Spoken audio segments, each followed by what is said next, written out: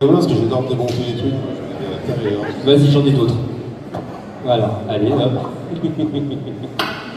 Messieurs, dames, pardon, ça va?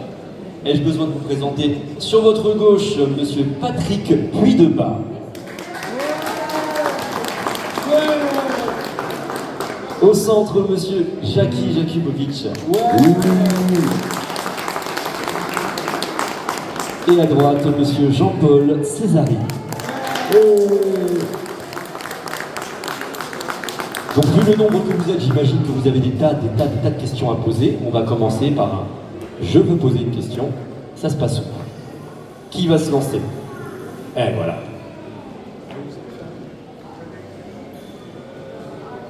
Alors, Raphaël, bonjour.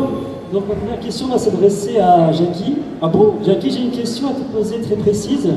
Je sais qu'avant le Club Dorothée, tu as fait chorus et notamment aussi Platine 45, où tu as été attaché de presse pour notamment Michael Jackson, Sheila, Alain Chamfort et si je ne me trompe pas, Indochine. Du coup, ma question est la suivante. Quel a été ton ressenti quand tu les as rencontrés la première fois? Quand j'ai rencontré les artistes dont je m'occupais, C'est ça, la première fois, quel était ton ressenti? ben, ça dépend des artistes, hein.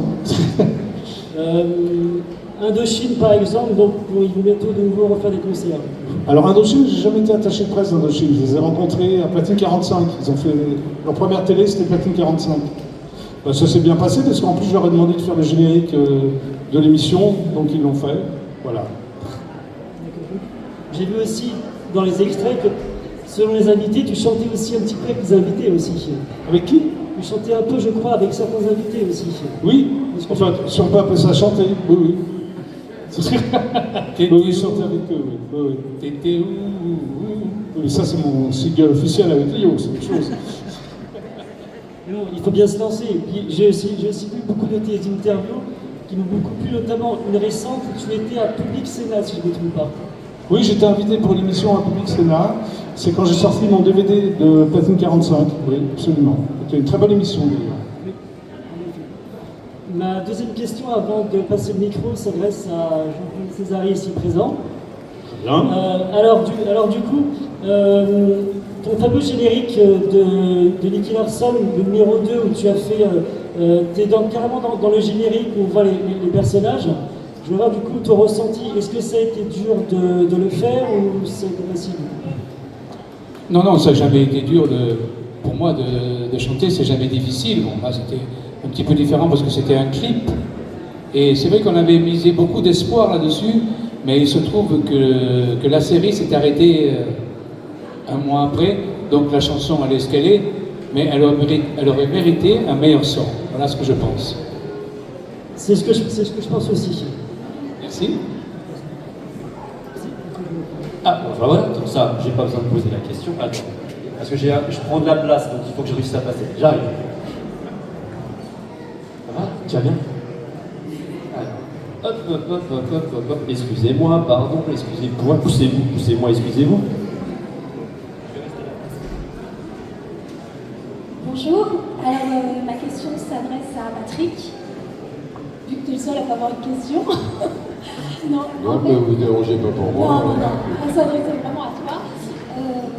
Je voulais savoir, au niveau des textes que vous avez à apprendre, étant donné que vous les avez la veille souvent et qu'il y a du texte à apprendre, Il les apprend pas, lui. comment ça se passe et est-ce que ça vous permet quand même d'avoir une vie derrière ou alors il faut toujours penser compliqué? Non, alors on les a pas la veille pour le lendemain, bien heureusement, les épisodes sont écrits et envoyés bien en amont. Après, chacun sa méthode de travail. Il y a des comédiens qui ont besoin de travailler, d'apprendre leur texte et tout ça. Bon, moi j'avoue que je découvre mon texte 5 minutes avant de le tourner, parce que j'ai cette faculté d'apprendre très très vite. Comme ça me laisse un petit effet de surprise. Voilà, c'est plus spontané. Non, en fait, je suis un gros flemmard, donc je découvre mes scènes, mais c'est ma façon de travailler. Et j'arrive à le faire, je ne fais pas perdre de temps. Voilà, d'autres ont besoin de travailler plus en amont, et puis ça dépend, mais c'est pas difficile. C'est assez simple, en tout cas pour moi. Ok, merci. Si je peux me permettre une autre question à Patrick. J'ai entendu dire que tu étais à l'origine de la reformation du groupe pour les mystères de l'amour. Alors oui, il y a eu un break assez long entre 2004 et 2010. Et puis je me suis tourné vers Jean-Luc en lui disant tiens, on pourrait tenter un comeback, parce que quand on a quitté l'antenne à l'époque, bon, c'était à cause d'une guéguerre producteur-diffuseur, bon voilà, je ne vais pas rentrer dans les détails, mais c'était pas un problème d'audience. Donc nous on s'est un peu retrouvés sur le carreau, je me suis dit les téléspectateurs aussi, finalement ça s'est interrompu d'une façon très, très brutale. Je me suis dit ça se tente, et puis donc Jean-Luc Azoulay, notre ami et producteur, n'était pas convaincu, donc je l'ai saoulé pendant 3 mois, quotidiennement. À la fin il y en avait marre, il fait prends un bureau, prends un téléphone, appelle tout le monde, tout déroule. Et puis tout le monde a répondu présent, et on a commencé comme ça, petit à petit, et puis voilà, et on a recréé une série à part entière, voilà, sans se reposer sur nos acquis. Et ça fait 13 ans maintenant que c'est reparti, donc c'est un succès, et voilà. Merci à vous tous d'ailleurs, parce que sans vous ça serait un peu compliqué. Voilà. Merci beaucoup. Je vous en prie. Allez, hop, une autre question, messieurs, dames. Ok, j'arrive là. Bonjour, petite question pour Jackie. Tu as été attaché de presse de Serge Gainsbourg. Peux-tu nous donner une petite anecdote sur lui à l'époque où tu travaillais avec lui? Une anecdote avouable ou... Oui. Non, une anecdote... j'en ai plein avec lui, je me suis occupé de lui pendant 8 ans, donc... Celle qui... Ouais, il y en a une qui est assez marrante. Il s'est acheté une Rolls un peu psychédélique, la même Rolls que John Lennon, je ne sais pas si tu vois, ouais. Et il n'avait pas son permis, donc il avait il avait parqué dans un garage. Et un jour, il m'a dit allez, viens, je voudrais te montrer ma Rolls. Je vais avec lui, et effectivement, la Rolls était très bien, sauf qu'il m'a dit écoute, moi, j'ai pas mon permis, c'est sympa, c'est une tramballe dans Paris avec la Rolls. Moi, j'avais peur de l'abîmer, tu vois, j'étais vraiment. Et je l'ai fait, voilà, on s'est baladé dans Paris, et c'était super sympa. D'ailleurs, je crois qu'il a gardé le bouchon de réservoir. Oui, absolument, il a gardé le bouchon de réservoir. Merci à toi. Je t'en prie. Alors, messieurs, dames, une autre question. Où ça? Ah, là-bas. Il y a encore des questions, jeune homme? C'est bien. Encore. Alors, Patrick, j'ai préféré ne pas poser de questions à toi en premier pour laisser les gens poser des questions parce que j'en ai une spéciale maintenant. J'ai vu qu'apparemment, dans toutes les émissions, dans tous les sitcoms que vous avez fait au Club Dorothée, il y avait une spéciale où toutes les séries se sont regroupées par rapport à un grand repas de Noël. Et du coup, j'aimerais savoir quel était ton ressenti par rapport à cette émission combinée du coup. Humainement parlant, c'est super rigolo parce qu'on retrouve un petit peu tous les éléments de cette fourmilière qui était AB Productions. Donc c'est des gens qu'on connaît, qu'on a plus ou moins fréquentés, mais qu'on a rencontrés il y a des années et des années. Donc c'est comme une grande réunion de famille, entre guillemets. Donc ça c'est très sympa. Maintenant le tournage en lui-même, plus on est nombreux, plus c'est compliqué, plus c'est laborieux. Donc techniquement c'était un peu dur. Et c'était un peu laborieux, mais humainement, c'était des retrouvailles pour tout le monde, donc c'était très chouette. Et le tournage en lui-même était fastidieux. Ça m'a beaucoup plu aussi parce qu'en plus, j'ai discuté avec Bernard Minet cette année que j'ai rencontré avec les en convention. Et d'après ce que j'ai pu comprendre, c'est lui qui détient quand même le record des claques dans les séries. Donc, Bernard Minet a le record des claques. Dans les musclés, tu veux dire? c'est ça, dans les muscles. Peut-être parce qu'il a la tête de l'emploi, je sais pas moi. Oui, c'est une tête à claque en plus. On peut dire ça. Non, Ça dépend des fois. je ne connaissais pas cette statistique, voilà, on en apprend tous les jours. T'es un claque, je dis pas, mais ton beurre de sédum, peut-être.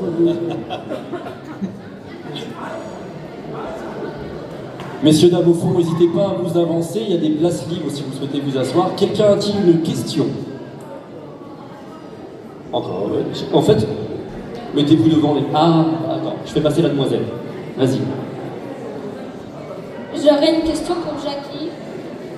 Qu'est-ce qui vous a le plus plu dans le Club Dorothée? Ce qui m'a le plus plu, tout. C'était une vraie aventure, quoi. On était 5 animateurs, on se connaissait déjà, donc il y avait une vraie ambiance entre nous. Ce qui a fait la force de l'émission, c'est qu'on était devant la caméra comme derrière la caméra. On ne trichait pas, quoi. Voilà ce qui m'a plu, entre autres. Merci. Mais je crois que ce qui lui a beaucoup plus plu de tout, je pense, c'est lorsqu'il se prenait des sauts dessus sur la tête. Oui, Parce ça que aussi, ça c'est t'a beaucoup autre chose. aimé, tu me l'avais dit. Hein. Oui, j'adore ça. Oui. Le Jackie Sou. Alors, j'arrive.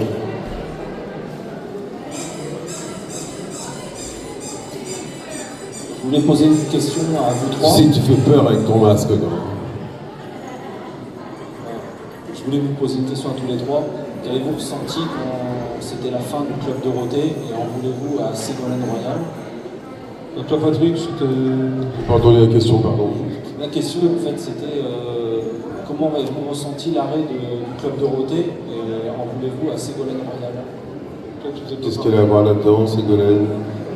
Non, mais Il y a un truc Patrick, qui il n'était m'échappe. pas, Patrick, il n'était pas dans le Club Dorothée, donc Je crois Avec savoir. l'arrêt du Club Dorothée. Il y a une confusion avec les mangas arrivés du Japon et Ségolène Royal qui disaient que c'était violent. Ah oui, attends. Non, moi, je peux te non, répondre. il y a eu, Moi, je il y a peux te eu- répondre. alors, on parle de deux choses différentes. Il y a eu l'arrêt du Club d'eau, des sitcoms, et tout s'est arrêté en même temps, Oui. à la même époque. Par contre, il y a eu une interruption des mangas super violents, tels que Cobra, Ken le Survivant, tous ces trucs qu'on adorait. Et parce que c'était jugé trop violent par Ségolène Royal, qui était manifestement ministre de l'Agriculture à l'époque, j'imagine. Donc voilà, qu'est-ce que j'en pense? Je trouve ça nul. C'était vachement bien. Mais tu sais, c'est pas Ségolène Royal qui a arrêté le Club Dorothée. Hein. C'est important de le dire. Non, c'est elle qui a, on va dire, un petit peu. Non, mais moi je pense. Elle a censuré certains mangas. Ouais, oui. Je pense que c'était. Il y a eu une certaine politique de TF1 qui a fait qu'à un moment donné, ils ont voulu arrêter le Club Dorothée parce que ça devenait très important et pour eux c'était un peu un État dans l'État. Et puis il y a eu Abessat. Oui, voilà, c'est ça. C'est Alors, ça, voilà. surtout. Il y a eu Abessat et je pense que TF1 en a profité quand il y a eu Abessat pour avoir un prétexte pour arrêter le Club Dorothée parce que là, on devenait concurrent avec eux Voilà, parce qu'ils la- avaient t'as raison, TPS. c'est la vraie réponse. C'est pour ça qu'ils ont arrêté le Club Dorothée. Avez-vous une autre question, messieurs dames? Ah, Maël, j'arrive. Oui, j'ai appris les prénoms de chacun d'entre vous par cœur. Méfiez-vous. Bonjour. Et mon gros bonjour. Non, je m'inquiète pas. Petite question, est-ce que vous attendiez quand même à 30 ans après vous retrouver là pour faire, enfin, à faire des conventions comme pour en parler? Si j'avais su, j'aurais pas venu. Mais non, on s'attend. L'intérêt de ce métier, c'est qu'on s'attend jamais à rien, quoi. Les choses arrivent, si elles doivent arriver. Merci. Je vous en prie. Est-ce que quelqu'un veut poser une autre? T'en as une autre. Ok. T'avais préparé tout un.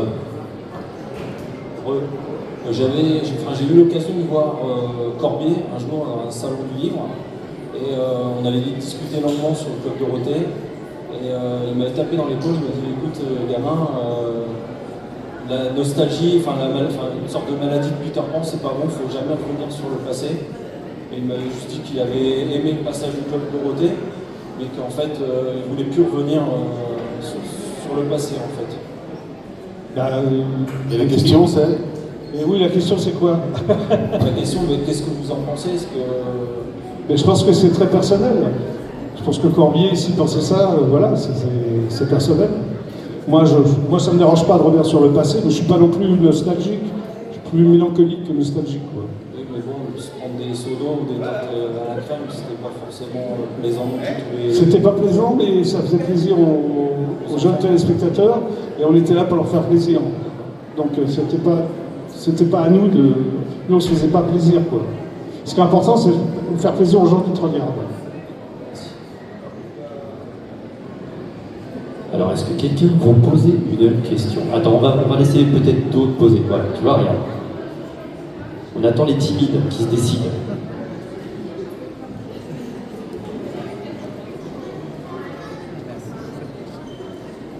Alors moi j'ai une question pour Patrick.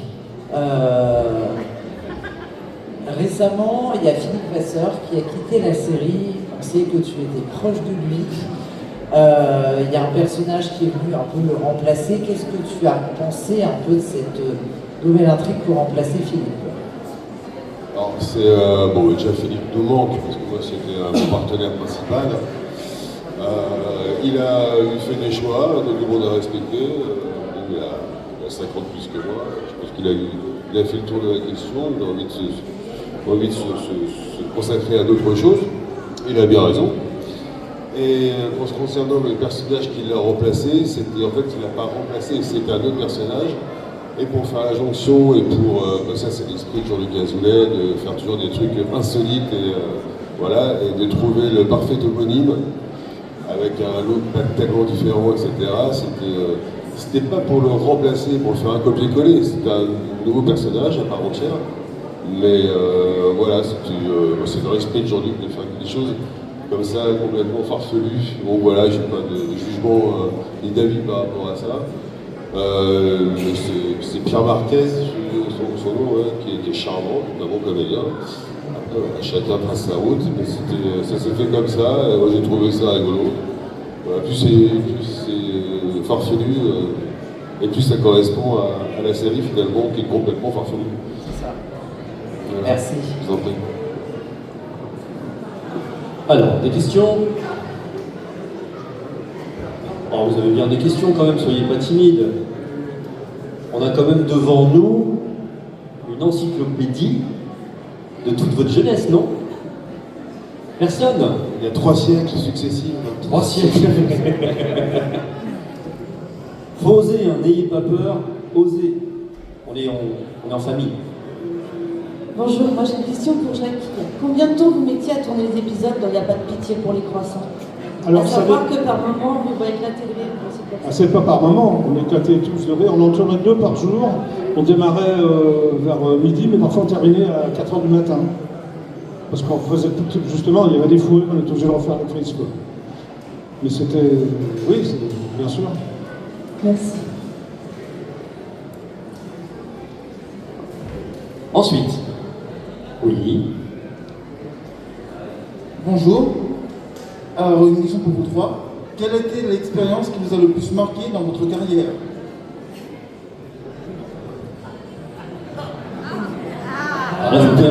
Tellement de choses marquantes. Aussi, c'est toute cette période où on a eu la chance d'exercer notre métier sous les cocotiers, à passer 7 ans aux Antilles, à faire le métier qu'on aime dans des conditions exceptionnelles. Ça reste une tranche de vie vraiment à part et c'est pour moi mon meilleur souvenir. Moi, mon expérience m'a plus marqué, c'est la première fois que j'ai été devant une caméra. À la télé, c'était Chorus avec Antoine Decaune. Je ne m'attendais pas du tout à faire l'animateur, j'avais un trac fou, et voilà, c'est l'expérience qui m'a le plus marqué. Alors moi, je vais peut-être vous surprendre, mais la période qui me marque le plus, c'est celle que je vis en ce moment.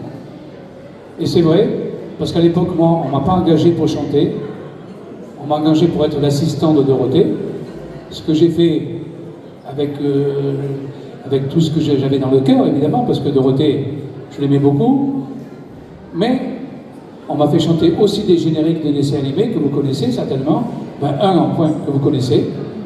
Et c'est vrai qu'à l'époque, comme j'étais assistant, je n'ai jamais fait mon fonds de commerce ou quoi que ce soit. On parlait même plus de tout ça. Et c'est 30 ans après, donc depuis quelques années, que j'ai l'impression d'exister vraiment comme artiste. Et grâce aux conventions, et grâce à la nostalgie, et grâce à vous, je dirais. Et donc pour moi, la période la plus intéressante de tout ça, c'est maintenant que je la vis. L'applaudit Jean-Paul, s'il vous plaît. Prochaine question. Allez. Il y a forcément un truc qui vous titille. Voilà, j'arrive.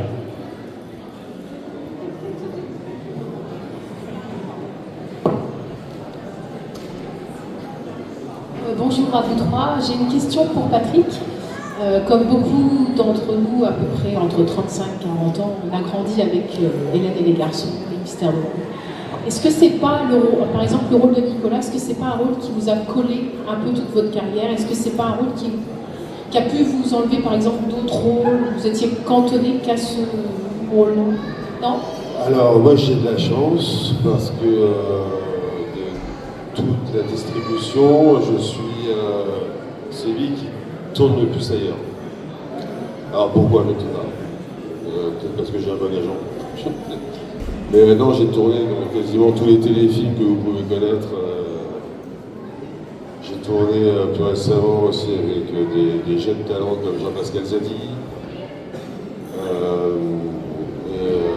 J'ai même travaillé avec Simon Assier sur des trucs complètement farfelus comme Europa. J'ai souvent été appelé par des gens avec des univers artistiques complètement différents. Et j'ai eu la chance d'être sollicité, je ne sais pas pourquoi, parce qu'effectivement j'ai un rôle très marqué dans une catégorie, dans un style assez familial et politiquement correct et tout ça. Mais j'ai eu la chance d'être sollicité et j'ai beaucoup tourné ailleurs, donc ça ne m'a pas plombé. Et ça continue. Là, je repars sur les planches. On va faire un peu de théâtre, etc. Ça m'a jamais handicapé, j'ai jamais subi. Voilà, alors c'est forcément les portes du cinéma ne se sont jamais ouvertes, hein, parce que bon, 32 ans de télévision, évidemment ça plombe un peu. Au-delà de ça, bon, je n'ai que 53 ans, il y a des carrières qui commencent à cet âge-là. Et je ne désespère pas de continuer, peut-être un jour faire du cinéma, on verra. Mais bon, pour l'instant ça va, je me supporte bien, merci. Alors, quelqu'un a-t-il une question? Alors, ne me regardez pas, je levais juste la main si vous avez une question. Ah, encore? Tu n'étais pas déjà là, toi? Si c'était à refaire, est-ce que vous recommenceriez ou est-ce que vous changeriez quelque chose? Ouais, moi je mettrais plus de sous de côté. C'est à refaire, j'aurais fait plus attention à ça. Bah moi, si c'était à refaire, je le referais, oui. J'assume absolument toutes les émissions que j'ai présentées. Voilà, je les adore tous. Toutes. Moi, c'est pareil, je le referai aussi, mais avec des cheveux. Parce que, il y a quelques années en arrière, les implants, c'était pas terrible. Mais maintenant, ça commence à être pas mal, mais c'est un peu trop tard. Donc, je le referai avec des cheveux. Il va faire bientôt la version française de Breaking Bad. Il a fait un petit chimiste qui fabriquait des petits produits. Le Walter White. Messieurs, dames, une question. Oui. Attends, je vais passer. Non, tiens. Merci. Bonjour. La question est pour Patrick, Nicolas, comme on le connaît tous. La première fois qu'on vous a vu, c'est dans le premier baiser avec Hélène. J'ai jamais tourné dans le premier baiser. Pourtant, il y a un épisode où on vous voit, vous êtes le premier amoureux de Hélène. J'ai fait ça, moi? Oui. Je vous suis encore même actuellement, j'ai 45 ans. J'ai tourné dans un épisode? Oui. On vous voit pour la première fois. Hélène et les garçons avaient déjà commencé? Il me semble que oui. Oui, parce que sinon... voilà, tout à fait. Mais c'est vrai que c'est peut-être que j'ai rendu visite à mes beaux-parents. Voilà, tout à fait. J'en ai aucun souvenir, c'est horrible. Oh, Alzheimer. Aucun souvenir de ça. Et donc ma question était, est-ce que 30 ans après, vous auriez pu imaginer que actuellement, nous étions tous encore fans de cette série ou pas? Que ça soit le premier baiser, les vacances de l'amour. Non, mais comme disait Jackie tout à l'heure, de toute façon, c'est la magie de ce métier. On ne peut pas prévoir ce genre de choses. La fameuse phrase de Jean-Luc Azoulay, il dit si j'avais la recette des succès, je ne ferais que ça. Et c'est quelqu'un de très prolifique, qui a eu beaucoup de succès, mais il a essayé plein de choses pour ne pas marcher aussi. Donc il y a des choses qu'on ne maîtrise pas, ce qui fait la magie du truc. Donc non, effectivement, on ne pouvait pas s'imaginer se retrouver au bout de 32 ans assis à côté de ce genre d'énergie humaine. Oui, d'ailleurs, qu'a fait un petit passage. Et on se rend compte qu'on a de la chance. On a beaucoup de chance, il faut en profiter, il faut savoir savourer ça. Bah merci beaucoup. Et que ça dure surtout. Ensuite, quelqu'un... Attends, je reviens après parce que je vais promis de revenir vers lui. Alors, j'avais une question à vous poser, mais avant c'était plutôt nos ressentis par rapport au Club Dorothée. Après, j'ai votre ressenti par rapport à ce que je dis maintenant. Mon ressenti du Club Dorothée, j'aurais aimé qu'il continue en fait, parce que le Club Dorothée, pour moi, c'était pas seulement les émissions les mangas que j'aimais beaucoup, c'était aussi une bande de copains qui me faisaient rire, et aussi apprendre beaucoup de choses, notamment avec Michel Chevalet, qui présentait Club Science avec Dorothée, d'ailleurs toujours sur C12, ce que je vois. Le docteur Klein qui présentait Terre à son attention danger, qui nous faisait plein de choses. Il faisait aussi beaucoup connaître plein de pays étrangers. Vous allez voir partout, au Japon, en Chine par exemple. On a fait le tour du monde, voilà. Club Dorothée de vacances. C'est ça. Et plein d'émissions aussi un peu loufoques, drôles, comme Pas de pitié pour les croissants. Par rapport à la question de tout à l'heure, ça aurait été mieux de la poser ce matin quand il y avait les croissants, donc petit déjeuner. Donc voilà, j'ai été très triste quand le Club Dorothée s'est arrêté. En plus, à chaque émission, c'était une sorte de mini-Bercy.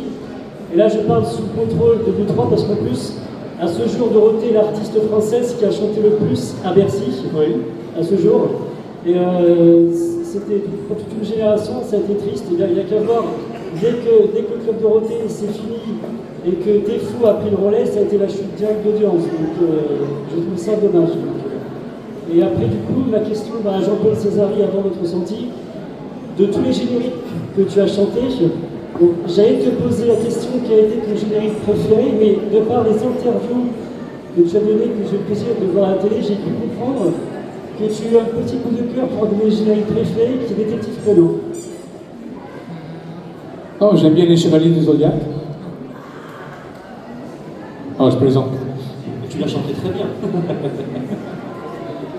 Non, mais je sais pas, ta question était très longue en fait. Je me souviens plus du début. Alors, non, mais c'est. Non, mais tu veux que je te dise mon ressenti, c'est ça. Mais moi, je suis très fier de tous ces génériques que j'ai chantés, très fier. C'est vrai que j'aime beaucoup Détective Conan, mais Détective Conan, ça ne faisait pas partie du Club Dorothée. C'était une dizaine d'années après. Voilà, et je suis toujours très fier de les chanter à tout le monde. Et pour moi, ça ne fait pas de différence de faire un concert de générique de dessin animé avec un concert d'autres chansons. Pour moi, c'est la même chose. Je les chante pareil. Voilà ce qui est mon ressenti personnellement. C'était toi, pardon. Une dernière question de ma part pour Patrick. Êtes-vous content de l'évolution de votre personnage dans la série depuis le début avec Hélène et Garçon, Les Vacances sur l'amour et Les Mystères de l'amour? Oui. Bah, il a évolué avec mon âge déjà. Mais ensuite, je crois qu'il y a un stade où on ne parle plus d'évolution parce que de toute façon les histoires, c'est des boucles, on va dire plutôt de spirale, alors c'est des choses qui reviennent, beaucoup de choses récurrentes. Je ne sais pas si on peut encore parler aujourd'hui d'évolution, ou enfin de toute façon, tel que mon personnage fonctionne, tant que c'est cohérent. Bon bah voilà, je fais d'appliquer ce qu'on nous donne à jouer, mais je ne sais pas si on peut encore parler d'évolution aujourd'hui. Je crois qu'on est dans un personnage qui est déjà très âgé, très installé, donc on continue à progresser comme ça. Est-ce qu'il évolue encore? Je ne suis pas sûr. Mais ce qu'il est devenu, ouais, c'est un petit peu... il est devenu un petit peu plus... moins sage, quoi, moins... voilà. C'est tellement... cette question à chaque fois m'embarrasser parce que moi j'ai toujours l'impression pas de jouer la même chose, mais d'essayer justement de donner du relief, et puis après on dit non, ils peuvent pas dire ci, ils peuvent être comme ça. Voilà, je ne peux pas trop déconner, je ne peux pas faire trop de choses, enfin voilà, c'est assez, voilà, c'est un personnage qui est assez fermé finalement. Mais bon, je pense qu'on lui a donné un peu de relief, et puis je suis pas sûr que ça évolue maintenant. Je suis trop vieux pour qu'il évolue, de toute façon. Voilà, j'ai essayé de répondre comme je pouvais, mais j'avoue que cette question m'a toujours un peu embarrassé. Tiens, moi je vais en poser une à Jackie et à Jean-Paul. Est-ce que vous pourriez nous raconter un petit peu comment se préparaient les lives du mercredi après-midi? Oui, il y avait souvent des fêtes chez AB. Presque toutes les semaines, il y avait une fête. Donc on préparait le mercredi suivant en faisant une fête. En fait, le mercredi après-midi, on le répétait le mardi après-midi. Parce qu'il y avait Dorothée chantait, c'était live avec les musclés. Et nous, Patrick, Corbier et moi et Ariane, on faisait des sketchs, souvent en costume, donc on les répétait le mardi et voilà. C'était très bien préparé, on est très sérieux. Et d'ailleurs, il y avait, bon, ça n'a pas duré très longtemps, mais il y avait une petite émission qui s'appelait Chacun sa chance. Tu t'en souviens, ça? Très bien. Et je recrutais toutes les semaines un jeune chanteur qui chantait en direct le mercredi et on répétait le mardi. Voilà, donc c'était aussi le même cheminement. Ils venaient le mardi, on répétait, et le mercredi, ils faisaient leur concours. J'aurais dû venir. Donc je te connaissais à l'époque en plus. En plus. Avez-vous une question, monsieur Dame? Non, non. C'est comme à l'école quand le prof il interroge, tout le monde baisse les yeux. Plus de questions. Oh. Il nous reste. Ah bah voilà, un courageux.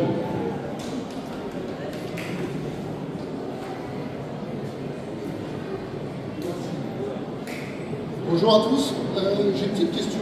On peut dire que vous étiez des précurseurs de l'anime à l'heure actuelle. Quel est votre ressenti sur les programmes jeunesse qui est proposé à l'heure actuelle sur la télé? C'est des programmes de jeunesse qui vont avec l'époque qu'on vit, quoi. Mais c'est un peu normal. À l'époque du communauté, il n'y avait pas de réseaux sociaux, il n'y avait pas Internet. Bon, il y avait l'Unitel Rose, mais enfin, on peut pas trop s'en servir. Et c'est vrai que nous, on disait bonjour, au revoir, on leur parlait en direct, on les prenait au téléphone. Maintenant, en fait, il n'y a plus d'animateurs ou animatrices stars pour enfants. Voilà, maintenant les stars, c'est les influenceuses, YouTube, tout ça. Donc ça a changé, c'est pas la même époque. Oui, et puis je crois qu'à l'époque, il n'y avait que 3 chaînes. Et donc c'était quand même plus facile de fidéliser un public par rapport aux chaînes qui existaient. Maintenant, des chaînes, il y en a des milliers, et puis il n'y avait pas Internet. Donc ça, c'est très important aussi. Et je crois qu'une émission comme le Club Dorothée, si elle avait lieu maintenant, je ne suis pas sûr que ça marcherait autant. Pas sûr. Je suis d'accord, moi, je veux plus à ajouter. Tu es d'accord avec nous? Oui, c'est générationnel, un peu avec son je temps. pense. Après, là où je rejoins la question de monsieur, c'est que, voilà, pour ma part en tout cas, on a tous l'impression dans nos âges que les dessins animés que nous on regardait, il y avait une histoire, il y avait des valeurs, il y avait des moralités, et qu'aujourd'hui ils nous balancent pour les mômes des dessins animés un petit peu. On ne parle pas des mangas, on parle des dessins animés bien souvent, Marc Pontalis, etc., qui arrivent du Canada, qui sont un petit peu faits à la vite avec des dessins approximatifs. Et chaque épisode se termine, il n'y a pas de suivi. On est obligé de revenir le mercredi d'après pour avoir la suite de l'épisode d'avant. Ce qui n'est plus le cas en fait aujourd'hui. C'est ça. Et ça, moi, si je peux me permettre de vous dire, je trouve ça malheureux.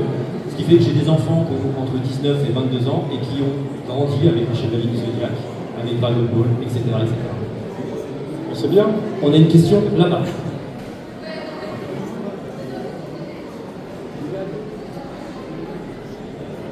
Bonjour, alors c'est une question pour Patrick. Je voulais savoir si tu penses qu'il y a des chances que Philippe Vasseur y revienne dans les mystères de la Nuit.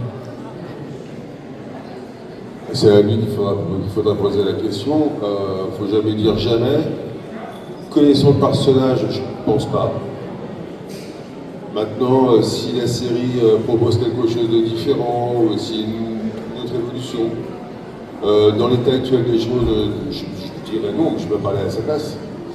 Et par contre, s'il y a quelque chose de nouveau, peut-être, et qu'on lui propose, on est à l'abri de rien. Les imbéciles qui changent pas la vie. Mais dans l'état actuel des choses, puis il est parti il y a très peu de temps, donc s'il revient, est-ce qu'on sera encore à l'antenne si les mecs souhaitent revenir? On sait rien. Pour l'instant, je dirais que c'est improbable, mais je ne peux pas parler pour lui. On va lui dire qu'il nous manque. En fait, là, vous voir tous les trois réunis, j'ai envie de jouer au jeu de la PC, je choisis les Jackie. On m'a souvent choisi, malheureusement j'en recevais beaucoup de sodos sur la tronche. Merci. Merci. Alors, une question, messieurs, dames. Bon. Voilà. Attention, excusez-moi. Poussez-moi, excusez-vous. Poussez-moi, excusez-vous.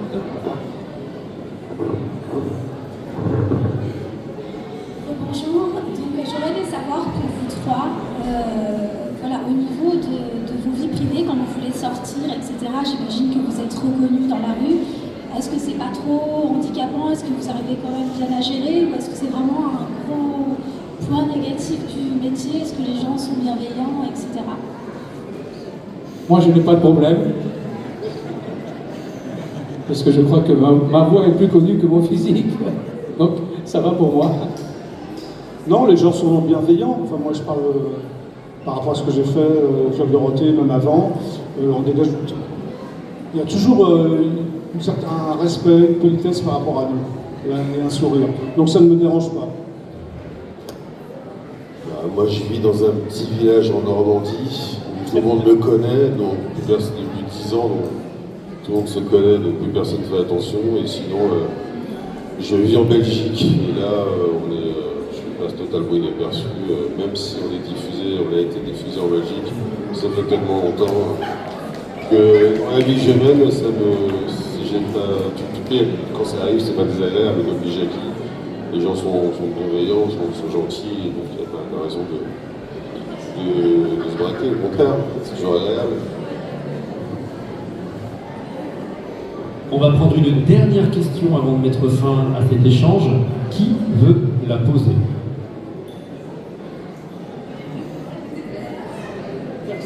Personne. Je pense que ça va être toi qui va la poser. La dernière question? La dernière question, je vais vous dire. Est-ce que vous accepteriez de revenir plus tard dans cette convention? Bon, moi, je ne suis pas trop bien placé pour en parler parce que j'étais déjà là l'année dernière. Donc je pense que ça ferait quand même un peu trop. Bon, on verra, on en reparlera. Avec plaisir. Mais oui, avec plaisir. Voilà. Et ben, est-ce que tout le monde est content? Alors on applaudit messieurs dames bien fort. Merci à tous. Merci à Jackie et Jean-Paul Césari. Merci. Merci à tous. Et à tout à l'heure pour le concert. N'oubliez pas.